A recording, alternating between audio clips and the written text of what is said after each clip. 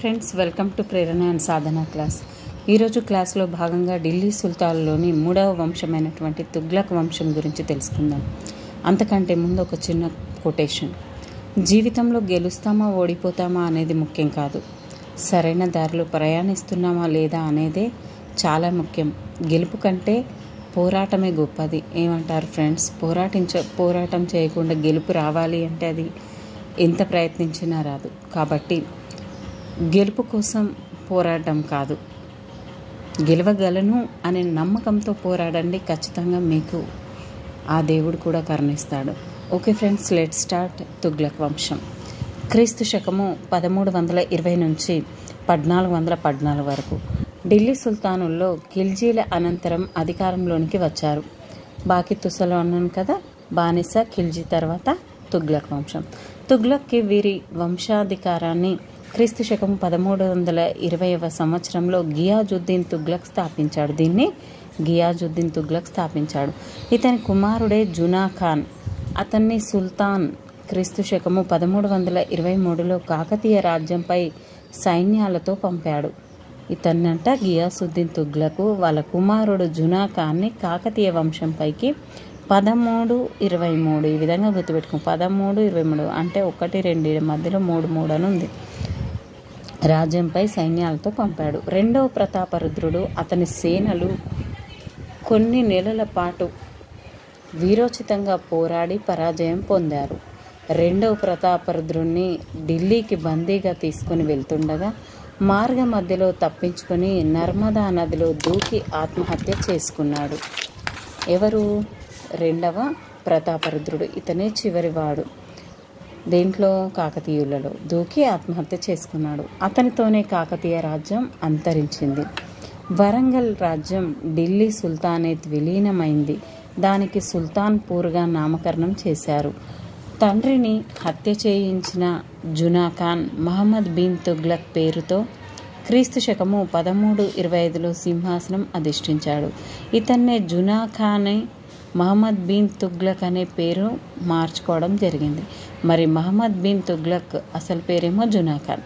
1325 నుంచి 1351 మధ్యయుగ ముస్లిం సుల్తానుల్లోకెల్లా అత్యంత వివాదాస్పదమైన సుల్తాన్గా చరిత్రలో పేరు గడించిన వారు మహమ్మద్ బిన్ తుగ్లక్. కొందరు చరిత్రకారులు మహమ్మద్ బిన్ తుగ్లక్ విరుద్ధ గుణాల నిలయంగా పిచ్చి తుగ్లక్గా వర్ణించారు. ఇది పూర్తిగా వాస్తవం కాదు. అతని కాలంలోనే దక్షిణాపథంలో ఖిల్జీల కాలంలో స్థాపించబడిన ఢిల్లీ సుల్తాన్ల అధికారం విచ్ఛిన్నమైంది. క్రీస్తు శకము 1347లో బహ్మనీ రాజ్యం స్థాపించబడ్డాయి. రాజధాని మార్పిడి క్రీస్తు శకము 1327లో ఇతను రాజధానిని మార్చాడు. మహమ్మద్ బిన్ తుగ్లక్ 1327లో ఢిల్లీ నుంచి తన రాజ్యాన్ని అధికార యంత్రాంగాన్ని దక్షిణాపథంలో ఉన్న దేవగిరి అంటే దౌలతాబాద్కి మార్చాడు. దీనికి ముఖ్య కారణం ఢిల్లీ దాని పరిసరాలపై నిరంతరం మంగోళ్ల దాడులు జరగడం. రెండవ కారణం ఢిల్లీ సుల్తాన్ అధికారం 1323 నాటికి దక్షిణాపథంపై నెలకొల్పబడింది.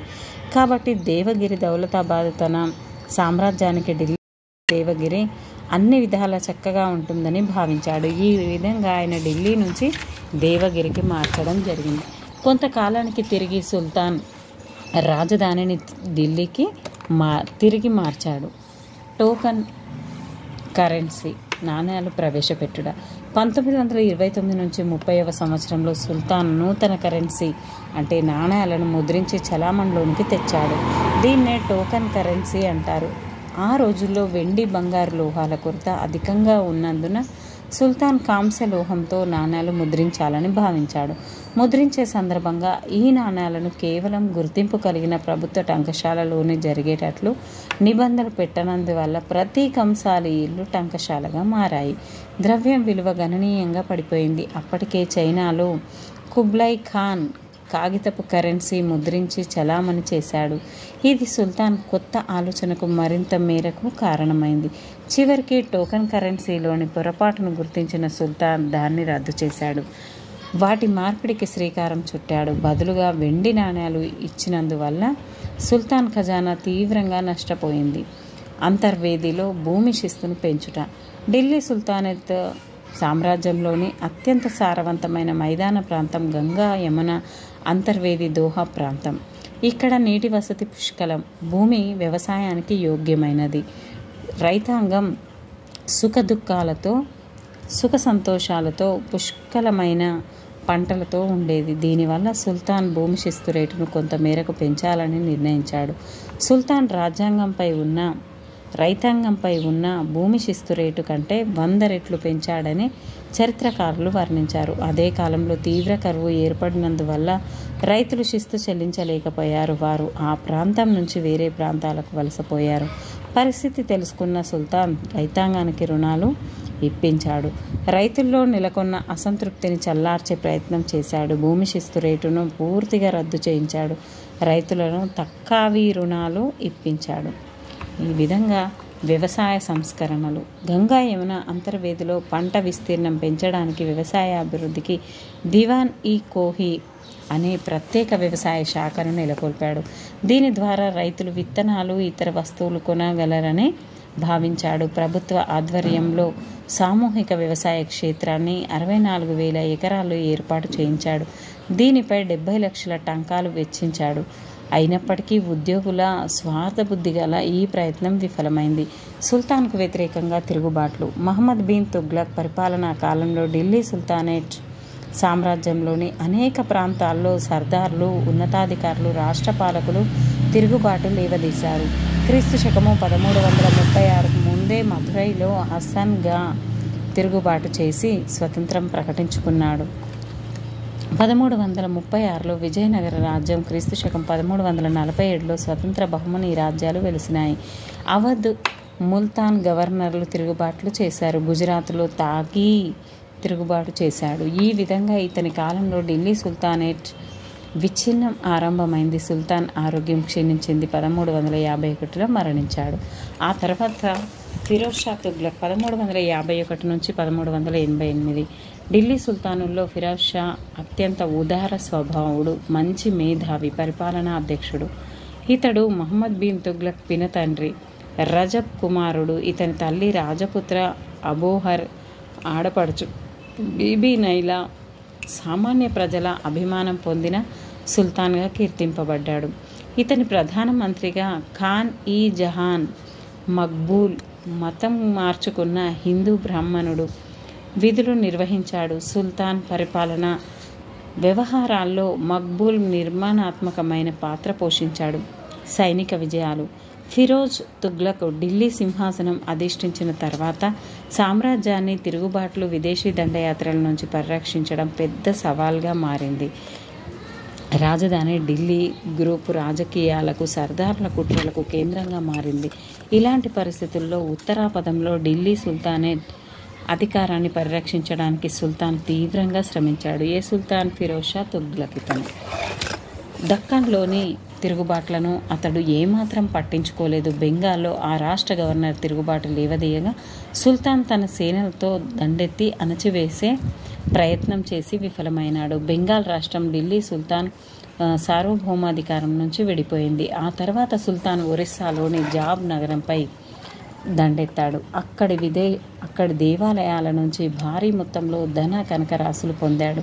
ఆ తర్వాత నాగర్ కోటపై దండెత్తాడు. ఆ ప్రాంత రాజు ఓడి కప్పం చెల్లించడానికి అంగీకరించాడు. ఈ దండయాత్ర సందర్భంగా 1300కు పైగా సంస్కృత గ్రంథాలు సుల్తాన్ వశమైనాయి. వీటిని పర్షియన్లోనికి అనువదింపజేశాడు. ఆ తర్వాత సుల్తాన్ తట్టా సింధ్లపై దండెత్తి విజయం సాధించాడు. పరిపాలనా సంస్కరణలు. ఫిరోజ్ షా తుగ్లక్ తన పరిపాలనా కాలంలో అనేక పరిపాలనా సంస్కరణలు ప్రవేశపెట్టాడు. ఉలేమాల సూచనల మేరకు రాజ్యాన్ని నడిపాడు. సర్దారులను మెప్పించడానికి వారికి వారసత్వ హక్కులు ఇచ్చాడు. ఇక్తాదారీ పద్ధతి పునరుద్ధరించబడింది. జిజియా పన్నును విధించాడు. నీటిపారుదల కాలువలపై, చెరువులపై పన్ను విధించిన తొలి సుల్తాన్ ఇతడే. అనేక నీటిపారుదల వసతులు కల్పించాడు. కాలువలు నిర్మించాడు. జిజియా పన్నును విధించింది. నీటిపారుదలపై, కాలువలపై, చెరువులపై పన్ను విధించిన తొలి సుల్తాన్ ఇతడే, అంటే ఫిరోజ్ షా తుగ్లక్. అనేక నీటిపారుదల వసతులు కల్పించాడు. కాలువలు నిర్మించాడు. సట్లెజ్ నుండి హన్సీ వరకు 200 కిలోమీటర్ల దూరం విస్తీర్ణం గల కాలువను నిర్మించాడు. యమునా, హిస్సార్ల మధ్య మరో నీటి కాలువ త్రవ్వించాడు. అనేక పూల, పండ్ల తోటలు, వేయించాడు. అనేక కొత్త పట్టణాలు కట్టించాడు. 28 రకాల వస్తువులపై పన్ను రద్దు చేశాడు. అనేక రాయల్ కార్ఖానాలు ఏర్పాటు చేశాడు. వీటిలో అనేక మంది బానిసలు పనిచేశారు. ఫిరోజాబాద్ ఎర్రకోట పరిసరాల్లో కట్టించాడు. దివాన్ ఈ ఖైరాత్ అనే ప్రత్యేక శాఖను ఏర్పాటు చేసి అనాథల బీదవారి సంరక్షణ అప్పగించాడు. బరానీ, అఫీఫ్ వంటి పండితులను ఆదరించాడు. షియా ముస్లిం అంటే ఇతనికి గిట్టేది కాదు. ఇతని కాలం చివరి దశలో ఢిల్లీ సుల్తానేత్ విచ్ఛిన్నం శీఘ్రతరమైంది. 1414 నాటికి తుగ్లక్ వంశం అంతరించింది. తుగ్లక్ తర్వాత సయ్యద్ వంశం 1414-1451. భారతదేశం నుంచి తన స్వదేశానికి తిరిగి వెళ్ళడానికి ముందు తైమూర్ కజీర్ ఖాన్ను ముల్తాన్ గవర్నర్గా నియమించారు. ఇతడు క్రీస్తు శకము 1414లో ఢిల్లీని ఆక్రమించి సయ్యద్ వంశాధికారాన్ని నెలకొల్పాడు. కజీర్ ఖాన్ను ముల్తాన్ గవర్నర్గా నియమించారు. ఎవరు? భారతదేశం నుంచి తన స్వదేశానికి తిరిగి వెళ్ళడానికి ముందు తైమూరు కజీర్ ఖాన్ను ముల్తాన్ గవర్నర్గా నియమించాడు. ఇతను ఏం చేసిండు? సయ్యద్ వంశాధికారాన్ని నెలకొల్పాడు. విచ్ఛిన్నమవుతున్న ఢిల్లీ సుల్తానేట్ను పునరుద్ధరించే యత్నం చేసి విఫలుడై క్రీస్తు శకం 1421లో చనిపోయాడు. అతని కుమారుడైన ముబారక సింహాసనాన్ని అధిష్ఠించాడు. సర్దార్లు స్వార్థ బుద్ధి కుట్రలు చివరికి అలం షా కాలం 1445-1451తో సయ్యద్ వంశాధికారం అంతరించింది. బహదూర్ లోడీ ఢిల్లీని వశపరుచుకున్నాడు. లోడీ వంశం క్రీస్తు శకం 1451-1526. లోడీలు ఢిల్లీని ఏలిన సుల్తానుల్లో చివరివారు. వీరు ఆఫ్ఘన్లు. బహదూర్ లోడీ ఒక్కడే ఆఫ్ఘన్. ఇతని తర్వాత వారందరూ తురుష్కులు. 1451-1489 మధ్య కాలంలో పాలించిన బహలూల్ క్రీస్తు శకం 1489లో మరణించారు. ఇతని కుమారుడైన సికిందర్ లోడీ ఢిల్లీ సింహాసనం అధిష్ఠించాడు. మరి సికిందర్ లోడీ 1489-1517 వరకు పాలించాడు. ఇతడు సమర్థుడు. ఢిల్లీ సింహాసనంపై 25 ఏండ్లకు పైగా తన ఆధిపత్యం కొనసాగించాడు. బీహార్ను జయించి తన ఆధిపత్యాన్ని నెలకొల్పాడు. అనేక మంది రాజపుత్ర యోధులను ఓడించాడు. పంజాబ్పై సుల్తాన్ అధికారాన్ని నెలకొల్పాడు. ఇతడు మంచి పరిపాలనావేత్త. రోడ్లు, రహదారులు వేయించాడు. నీటిపారుదల వసతులు కల్పించాడు. హిందువుల పట్ల ఇతడు క్రూరంగా వ్యవహరించి అనేక దేవాలయాలను ధ్వంసం చేశాడు. క్రీస్తు శకం 1517లో ఇతడు మరణించాడు. ఆ తర్వాత వచ్చిందే ఇబ్రహీం లోడీ. ఇబ్రహీం లోడీ సికిందర్ లోడీ జ్యేష్ఠ కుమారుడు, అంటే పెద్ద కొడుకు అన్నట్టు. ఇతడు క్రీస్తు శకము 1517-1526 మధ్య ఢిల్లీ సుల్తాన్గా పరిపాలన చేశాడు. అయితే అతడు మహాగర్విష్టి. అనేక మంది సర్దార్లను అవమానించాడు. ఎదురు తిరిగిన వారిని క్రూరంగా చంపించాడు. పంజాబ్ గవర్నర్ దౌలత్ ఖాన్ లోడీ తిరుగుబాటు చేశాడు. ఇతడు బాబర్ను ఢిల్లీపై దండెత్తి రావాల్సిందిగా ఆహ్వానించాడు. ఏప్రిల్ 1526 సంవత్సరంలో జరిగిన మొదటి పానిపట్ యుద్ధంలో బాబర్ సేనల చేతిలో ఇబ్రహీం ప్రాణాలు కోల్పోయాడు. ఇతనితో ఢిల్లీ సుల్తానేట్ అధికారం అంతరించింది. బాకి తుసలో అని గుర్తుపెట్టుకోండి. లోడీ వంశం కదా చివరిది. ఆ విధంగా మరి వీరి పరిపాలనా విధానం ఏ విధంగా ఉందంటే, భారతదేశంలో ఢిల్లీ సుల్తాన్ల అధికార స్థాపనలో క్రీస్తు శకం 1206కు ముందు అమల్లో ఉన్న హిందూ పాలకుల పరిపాలనా పద్ధతి రద్దయింది. ఢిల్లీ సుల్తాన్లు షారియత్ ఇస్లామిక్ సాంప్రదాయాన్ని అనుసరించి కొత్త పరిపాలనా వ్యవస్థను భారతదేశంలో తాము స్వాధీనపరుచుకున్న సువిశాల భూభాగంలో అమల్లోనికి తెచ్చారు. సమకాలీన ముస్లిం చరిత్రకారులైన అమీర్ ఖుస్రో, ఫెరిష్టా, ఇసామి, బరానీ, మిన్హజ్ ఉస్ సిరాజ్, హఫీజ్ మొదలైన వారి రచనల్లో ఢిల్లీ సుల్తాన్లు ఆచరించిన పరిపాలనా విశేషాలు వివరించబడ్డాయి. ఖలీఫాను ఇస్లామిక్ సామ్రాజ్యాధినేతగా వీరు గుర్తించారు. రాజు దైవాంశ సంభూతుడు అనే సాంప్రదాయాన్ని కొనసాగించారు. అల్లావుద్దీన్ ఖిల్జీ మాత్రం ఖలీఫా ఉలేమాల మత పెద్దల ఆధిపత్యాన్ని ధిక్కరించాడు. మహమ్మద్ బిన్ తుగ్లక్, ఫిరోజ్ షా తుగ్లక్లు కొన్ని రకాల పరిపాలనా సంస్కరణలు ప్రవేశపెట్టారు. దేశంలో మెజారిటీ ప్రజలైన హిందువుల అభిమానాన్ని, మద్దతును ఢిల్లీ సుల్తాన్లు పొందలేకపోయారు. ఇది కేవలం బలం, భయం, శక్తి ప్రయోగం మొదలైన అంశాలపై కొనసాగింది. సుల్తానేట్ అధికార ఆరంభంలో చిహల్గని ముఠా సభ్యులు, ఆ తర్వాత స్వార్థ సర్దార్లు, ఇక్తాదార్లు, రాష్ట్రాల ప్రతినిధులు సుల్తాన్ అధికారులకు పెద్ద అవరోధంగా మారారు. బలహీనులైన సుల్తానుల ఆదేశాలను ధిక్కరించారు. మరి కేంద్ర ప్రభుత్వం సుల్తాన్ ఏ విధంగా ఉంది అంటే, ఢిల్లీ సుల్తానుల పరిపాలనా వ్యవస్థకు సుల్తాన్ మూలస్తంభం. ఆయన మాటే సామ్రాజ్యంలో శాసనం. అతడు నిరంకుశుడు. షరియత్ ప్రకారం రాజ్యపాలన అతని విధి. ముస్లిం రాజ్యంలోని ముస్లిమేతరులపై అనేక ప్రత్యేక పన్నును విధించి వసూలు చేశారు. అయినా అధికారాలు అపరిమితం. విలాసవంతమైన జీవితాన్ని పెద్ద పెద్ద భవంతుల్లో గడిపేవారు. దాసీ జనాలు వారి సేవపై సిద్ధంగా ఉండేవారు. అతన్ని ప్రత్యేక అనుమతి ప్రకారం ఉన్నతాధికారులు కలిసేవారు. రాజు సేనాధిపతి, న్యాయాధీశుడు. మంత్రి పరిషత్ ఇస్లామిక్ రాజ్య నిర్వహణ సూత్రాల ప్రకారం హిందూ రాజ్యాల్లో మాదిరిగానే సుల్తాన్ పరిపాలనా వ్యవహారాల్లో సహకరించడానికై మంత్రి పరిషత్, మజ్లిస్ ఉండేది. ఈ మంత్రి పరిషత్లో కీలక పాత్ర పోషించిన వాడు నాయబ్. సుల్తాన్ తర్వాత వజీర్, ఆర్థిక మంత్రి. వజీర్ని ఆర్థిక మంత్రి. దివాన్ ఈ అర్జు, సైనిక వ్యవహారాల మంత్రి. వీటిని కూడా మనకి మ్యాచ్ ద ఫాలోయింగ్ చేయమంటే అవుతుంది. మనకి సుల్తాన్ తర్వాత ఎవరున్నారండి? నాయబ్.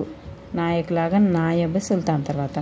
మరి వజీర్ అంటేనేమో ఆర్థిక మంత్రి. దివాన్ ఈ అర్జ్ అంటేనేమో సైనిక వ్యవహారాల మంత్రి. దివాన్ ఈ రసాలత్ అంటే మత వ్యవహారాలు. సదర్ సదర్ ముఖ్య కాజీ. ఈ విధంగా గుర్తుపెట్టుకోవాల్సి వస్తుంది ఢిల్లీ సుల్తాన్ల కాలంలో ఉన్న పరిపాలన, రాష్ట్రాల పరిపాలన. ఢిల్లీ సుల్తాన్లు క్రీస్తు శకము 1220 నుంచి 1383 మధ్యకాలంలో తమ రాజ్యాన్ని ఉత్తర దక్షిణ మధ్య భారతదేశంలో వివిధ ప్రాంతాల్లో విస్తరింపజేశారు. పరిపాలనా సౌలభ్యం కోసం వీటిని అనేక ఇక్తాలుగా, రాష్ట్రాలుగా వర్గీకరించారు. ఇక్తాలను తిరుగు షిక్కును పరగణాలుగా విభజించారు. గ్రామమే యావత్ పరిపాలనా వ్యవస్థకు పునాది. గ్రామ పాలనను చౌదరీలు, ముఖద్దం, పట్వారీలు చూసేవారు. సైనిక వ్యవస్థ ఢిల్లీ సుల్తానుల విజయానికి వారి సైనిక శక్తి, యుద్ధ వ్యూహ రచనలే కారణం. ఐబక్, బాల్బన్, అల్లావుద్దీన్ ఖిల్జీ, మహమ్మద్ బిన్ తుగ్లక్, ఇబ్రహీం లోడి మొదలైన వారు భారీ సంఖ్యలో సైనిక దళాలను పోషించారు. వీరికి చక్కని శిక్షణ ఇప్పించారు. అల్లావుద్దీన్ ఖిల్జీ ప్రపంచ విజేత కావాలన్న లక్ష్యంతో లక్షల సంఖ్యలో సైన్యాన్ని పోషించాడు. వారి జీతభత్యాలతో సుఖంగా జీవించడానికి మార్కెటింగ్ సంస్కరణల ద్వారా వీరికి తక్కువ ధరకు నిత్యావసర వస్తువులు అందించాడు. రెవెన్యూ వ్యవస్థ ఢిల్లీ సుల్తానేట్ కాలంలో భారతదేశంలోని అత్యధిక ప్రజల ప్రధాన వృత్తి వ్యవసాయం. సుల్తాన్లు భూమి శిస్తు రేటు 1/2 నుంచి 1/3 వరకు విధించి వసూలు చేశారు. జిజియా పన్ను కూడా హిందువులపై విధించి వసూలు చేశారు. ఇంటి పన్ను, అంగడి పన్ను, పుల్లరి అంటే గడ్డి భూములపై కూడా పన్నులు వసూలు చేశారు. ఢిల్లీ సుల్తాన్ల యుగం. న్యాయ పరిపాలన సుల్తాన్ సామ్రాజ్యంలో సర్వోన్నత న్యాయాధికారి. అతడు తరతరాలుగా ఆచరణలో ఉన్న నియమాలను ఆదరించి న్యాయ విధులు నిర్వహించాడు. సివిల్, క్రిమినల్ కేసులు పరిశీలించడానికై ప్రత్యేక న్యాయాధీశులున్నారు. న్యాయ నిర్వహణలో క్రియాశీలక పాత్ర పోషించిన వాడు ముఖ్య కాజీ. సామాజిక ఆర్థిక పరిస్థితులు. సమాజం ఢిల్లీ సుల్తానేట్ కాలంలో భారతీయ సమాజంలో విప్లవాత్మకమైన మార్పులు చోటు చేసుకున్నాయి. తరతరాలుగా ఉన్న హిందూ సామాజిక వ్యవస్థ పాలకుల విధానాల వల్ల అనేక మార్పులకు లోనైంది. బ్రాహ్మణులు తమ పూర్వ గౌరవాన్ని, స్థానాన్ని, హోదాను, ప్రాముఖ్యతను కోల్పోయారు. హిందూ స్త్రీల స్థితి దీనంగా మారింది. వారికి రక్షణ కరువైంది.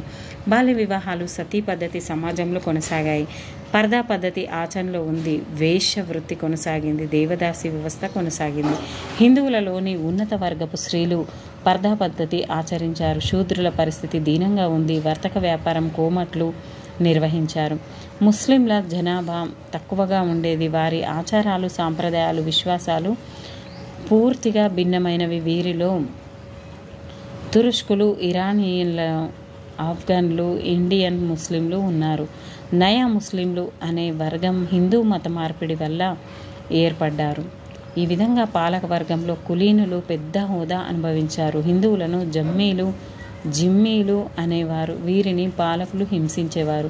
జిజియా పన్ను వసూలు చేశారు. ఫిరోజ్ షా తుగ్లక్ దీన్ని భూమి శిస్తు నుండి విడదీసి వసూలు చేశాడు. ఆర్థిక వ్యవస్థ. ఆ రోజుల్లో వ్యవసాయమే ప్రధాన వృత్తి. అత్యధిక ప్రజలు వ్యవసాయ రంగంలో నిమగ్నులై ఉన్నారు. ఇక్తాలుగా విభజించిన భూములను గ్రామాలకు ఇక్తాదారులకు అప్పగించారు. కాల్సా భూములు రెండో రకానికి చెందినవి. ఇవి ప్రత్యక్షంగా సుల్తాన్కు చెందినవి. ఈ భూములపై వచ్చే ఆదాయం సుల్తాన్ తన వ్యక్తిగత అవసరాలకు వాడేవాడు. ఇనాం భూములు మూడో రకానికి చెందినవి. వీటిని మత పెద్దలకు సుల్తాన్ ఇచ్చేవాడు.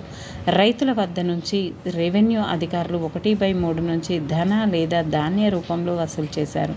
కొన్ని సందర్భాల్లో 1/2 వంతు శిస్తు వసూలు చేశారు. వివిధ రకాల ఇతర పన్నులు, సుంకాలు చెల్లించిన రైతులు దుర్బల జీవితాన్ని గడిపారు. మహమ్మద్ బిన్ తుగ్లక్, ఫిరోజ్ షా తుగ్లక్ రైతాంగాన్ని రక్షించి వారికి భారం తగ్గించారు. నీటిపారుదల వసతులు కల్పించారు. తక్కువ రుణాలను కరువు సందర్భంగా అందించారు. మహమ్మద్ బిన్ తుగ్లక్ వ్యవసాయదారుల అవసరాలను చూడడానికే దివాన్-ఇ-కోహి అనే ప్రత్యేక శాఖను ఏర్పాటు చేశాడు. అదేవిధంగా వరి ధాన్యాన్ని, గోధుమలను, బార్లీని బాగా పండించారు. పండ్ల తోటలను, పూల తోటలను, కూరగాయల తోటలను ప్రోత్సహించారు. నగరీకరణ, వర్తక వ్యాపారం. ఢిల్లీ సుల్తానేట్ కాలంలో భారతదేశంలో నూతన పట్టణాలు, నగరాలు శీఘ్ర స్థాయిలో విస్తరించాయి. వీటిలో లాహోర్, ముల్తాన్, బ్రోచ్, లక్నౌతి, జాన్పూర్, దౌలతాబాద్, దేవగిరి, ఫిరోజాబాద్, అనిహిల్వారా, ఢిల్లీ పెద్ద పట్టణాలు వర్తక కేంద్రాలుగా, ప్రభుత్వ కార్యాలయాలకు కేంద్రాలుగా వికసించాయి. ఇదే కాలంలో దేశీయ విదేశీయ వర్తక వ్యాపారాలు బాగా వృద్ధి చెందాయి. ఆఫ్ఘన్లు, ముల్తానియన్లు విదేశీ వ్యాపారాన్ని నిర్వహించారు.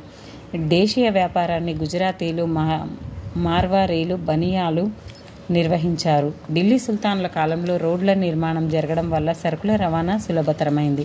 పర్షియా గల్ఫ్ ద్వారా పశ్చిమ ఆసియా దేశాలతో, ఆగ్నేయ ఆసియాల దేశాలతో వర్తకం జరిగి వర్తకుల కోసం రోడ్డు పక్కన సరాయిలు నిర్మించారు. ఢిల్లీ సుల్తానేత్ యుగంలో అనేక గ్రామీణ కుటీర, ఇతర కార్ఖానాలు అనేక ప్రాంతాల్లో వర్ధిల్లినాయి.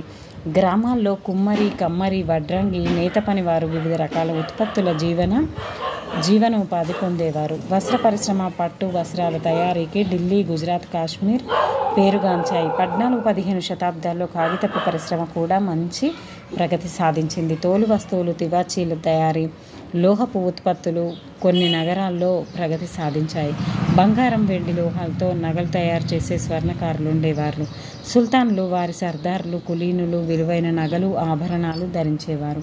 ఢిల్లీ సుల్తాన్ల కాలంలో వెండి, రాగి, కంచుతో చేసిన నాణేలు చలామణిలో ఉండేవి. వీటిని టంకాలు అనేవారు. టంకాలు సుల్తాన్ల కాలంలో వెండితో చేసిన టంకాలు అనేక సైజుల్లో ఉండేవి. మహమ్మద్ బిన్ తుగ్లక్ బంగారం, వెండి కొరత వల్ల ఇత్తడి నాణేలు ముద్రించాడు. వీటికి ప్రభుత్వ అనుమతి ఉండాలన్న నిబంధన లేనందున ఇత్తడి కాదురా బాబు, రాగి నాణేలు, ఇత్తడి కాదు ఇక్కడ రాగి ఉండాలన్న నిబంధన లేనందున ఈ సంస్కరణ సుల్తాన్ ఖజానాకు తీవ్ర నష్టం కలిగించింది. 25 రకాల బంగారు నాణాలు చెలామణిలో ఉన్నట్లు తెలుస్తుంది. ఇండో ఇస్లామిక్ సంస్కృతి, వాస్తుకళలు. భారతదేశాన్ని ఢిల్లీ సుల్తాన్లు సుమారు 3 శతాబ్దాలకు పైగా పరిపాలించారు. వీరి కాలంలో హిందూ, ముస్లిం వర్గాల సహజీవనం వల్ల సామాజిక వ్యవస్థ, ఆధ్యాత్మిక చింతన విధానం, ఆహారపు అలవాట్లు, గృహాల భవనాల నిర్మాణం, గృహాలంకరణ పద్ధతులు విశేషంగా ప్రభావితమైనాయి. వీరు అనేక మసీదులు, దర్గాలు, కోటలు, రాజప్రసాదాలు నిర్మించారు. అయితే ఎత్తైన మినారేట్లు, డోములు, కమానులు ఢిల్లీ సుల్తాన్ల కాలం నాటి వాస్తు శిల్పకళ ప్రత్యేక లక్షణాలు. అనేక హిందూ దేవాలయాలను కూలగొట్టి వాటి స్థానంలో మసీదులు, మినార్లను నిర్మించారు. హిందూ వాస్తు శిల్పులు, ముస్లిం మేస్త్రీలు కలిసి పనిచేయడం వల్ల కొన్ని కట్టడాల్లో మిశ్రమ వాస్తు లక్షణాలు కనబడతాయి. ఢిల్లీలోని కుతుబ్ మినార్, అలై దర్వాజాలు ఆనాటి అద్భుత భారీ కట్టడాలు. 71 అడుగుల ఎత్తైన కుతుబ్ మినార్ నిర్మాణాన్ని సూఫీ సన్యాసి కుతుబుద్దీన్ బఖ్తియార్ కాకి జ్ఞాపకార్థం నిర్మించారు. ఇతను సూఫీ సన్యాసి కుతుబుద్దీన్ బఖ్తియార్ కాకి జ్ఞాపకార్థం నిర్మించారు. ఈ భారీ కట్టడాన్ని కుతుబుద్దీన్ ఐబక్ ప్రారంభించగా ఇల్టుట్మిష్ పూర్తి చేశాడు. తుగ్లక్ కాలంలో ఢిల్లీలో ఫిరోజ్ షా కోట్ల మైదానంలో ఒక కోట నిర్మించాడు. లోడీల కాలంలో ఢిల్లీలో లోడీ ఉద్యానవనాన్ని నిర్మించారు. సంగీతం. వీరి కాలంలో సంగీతం బాగా వ్యాప్తి చెంది ప్రజాదరణ పొందింది. సారంగి, రాబాబ్ మొదలైన సంగీత వాయిద్యాలు వీరి కాలంలో రూపొందాయి. రబాబ్. అమీర్ ఖుస్రో అనేక కొత్త రాగాలను కనుగొన్నాడు. గోరాన్, సనం అతడు కనుగొన్న మరిన్ని రాగాలు. కవ్వాలి అనే సాంప్రదాయాన్ని అతడే ఆరంభించాడు. సితారాను ఇతడే రూపొందించాడు. ఫీర్ బోధన. ఫిరోజ్ షా తుగ్లక్ కాలంలో రాగదర్పణం అనే గ్రంథాన్ని పర్షియన్ భాషలోకి ఫీర్ బోధన్ అనే సూఫీ సన్యాసి అనువాదం చేశాడు. రాజా మాన్సింగ్ గొప్ప సంగీత ప్రియుడు. మన కుతూహల్ అనే సంగీత గ్రంథాన్ని రాయడానికి ప్రోత్సహించాడు. సాహిత్యం. ఢిల్లీ సుల్తానుల్లో చాలామంది మంచి పండితులు అరబిక్, పర్షియన్ భాషల్లో ప్రావీణ్యం కలిగి ఉన్నారు. కవులను, పండితులను ఆదరించి పోషించారు. వారి రచనలే ఈ యుగ సమకాలీన చరిత్ర రచనకు ముఖ్య ఆధారాలైనాయి. గణితం, జ్యోతిష్యం, తత్వశాస్త్రం, కవిత్వం, చరిత్ర రచన మొదలైన అంశాలు విశేష ప్రగతి సాధించాయి. కొంతమంది రాజులు తమ కాలపు చరిత్ర రచనకు తమ విజయాలను, పరిపాలనా విశేషాలను రికార్డు చేయడానికి ప్రత్యేకంగా చరిత్రకారులను ఆస్థానంలో నియమించుకున్నారు. వీరి కాలంలో ప్రసిద్ధ చరిత్రకారులు హసన్ నిజామీ, మిన్హజ్ ఉస్ సిరాజ్, జియావుద్దీన్ బరానీ, ఇసామి, షమ్స్ ఉస్ సిరాజ్. బరానీ రచన తారిక్ ఈ ఫిరోజ్ షాహీ తుగ్లక్ వంశ చరిత్ర అధ్యయనానికి అతి ముఖ్య గ్రంథం. ఫిరోజ్ షాహీ తుగ్లక్ తారిఖీ. మిన్హజ్ ఉస్ సిరాజ్ రచన తబాకత్ ఈ నాసిరి క్రీస్తు శకం 1260 వరకు గల ముస్లిం పాలనా విశేషాలను తెలియజేసే మరో ముఖ్య చారిత్రక గ్రంథం. సమకాలీన రాజకీయ, సామాజిక, ఆర్థిక, మత విషయాలు వివరించే ప్రధాన ఆధారాలు గియావుద్దీన్ బరానీ రచనలు. పెరిష్టా రచన తారిక్ ఈ పెరిష్టా ఢిల్లీ సుల్తానేత్ ఏలిన బానిస వంశ పాలకుల కాలం నుంచి తుగ్లక్ల కాలం వరకు గల చరిత్ర వివరాలు తెలిపే గొప్ప గ్రంథాలను అమీర్ ఖుస్రో 1252 నుండి 1325 వరకు రచించాడు. ఇతని కవితలు, గేయాలు ఆనాటి సమకాలీన సమాజాన్ని వర్ణించాయి. ఇతడు పర్షియన్ భాషలో కొత్త కవిత్వ శైలిని సబక్ ఈ హింద్ను ప్రవేశపెట్టాడు. అల్లావుద్దీన్ ఖిల్జీ సైనిక విజయాలను వివరించే రచన ఖజాయిన్ ఉల్ ఫుతూ ఇతని మరో గొప్ప గ్రంథం. గియాసుద్దీన్ తుగ్లక్ వంశ పాలనకు చరిత్రను వివరించే రచన తుగ్లక్ నామా. పర్షియన్ సంస్కృతి, భాషలు ఢిల్లీ సుల్తానుల యుగంలో విశేష ప్రగతి సాధించాయి. సంస్కృతి భాషలోని అనేక గ్రంథాలు పర్షియన్లోకి అనువదించబడ్డాయి. వీటిలో జియానక్ష్ అనువాదాలు ప్రధానమైనవి. రాజతరంగిణి గ్రంథంలో కల్హనుడు కాశ్మీర్ రాజుల చరిత్రను వివరించాడు. కల్హనుని సమకాలీకుడు జైన్ ఉల్ ఆబిదీన్ గొప్ప మేధావి, కాశ్మీర్ పాలకుడు. సంస్కృతంలోనే కాక అనేక గ్రంథాలను, ముఖ్యంగా వైద్యశాస్త్రం, సంగీతం పర్షియన్లోకి అనువాదం చేశాడు. తుతీనామా ఈ కాలపు మరో గొప్ప రచన. దీన్ని జియానక్ష బందీ రాశాడు. జియానక్ష బందీ సంస్కృతంలోని కథలను పర్షియా భాషలోకి అనువదించాడు. దీన్ని అనేక భారతీయ, ఐరోపా భాషల్లోకి అనువదించారు. అరబిక్ భాషలో అల్ బెరూని గొప్ప పండితుడు. అతని రచన కితాబ్ ఉల్ హింద్ మరో గొప్ప రచన. చాంద్ బర్దాయి రచన పృథ్వీరాజ్ రాసో ప్రాంతీయ భాషలో రాయబడిన అద్భుత రచన. బెంగాల్లో నస్రత్ ఆషా పోషణలో మహాభారతం బెంగాలీ భాషలోనికి అనువదించబడింది. భక్తి ఉద్యమం మూలంగా గుజరాత్ మరాఠీ సాహిత్యం అభివృద్ధి చెందాయి. విజయనగర రాజుల పోషణలో తెలుగు, కన్నడ సాహిత్యాలు అభివృద్ధి చెందాయి. బెంగాలీ, గుజరాతీ, తెలుగు, కన్నడ, మరాఠీ భాషల్లో ఆయా ప్రాంతాల రాజుల కవుల కృషితో పురోగతి సాధించాయి. ఈ విధంగా మనకి ఢిల్లీ సుల్తాన్ల కాలంలో వారి పరిపాలన గురించి మనం ఇంతవరకు తెలుసుకున్నాం friends. Okay friends, thank you everyone. Please like, share, subscribe my channel. Keep smiling.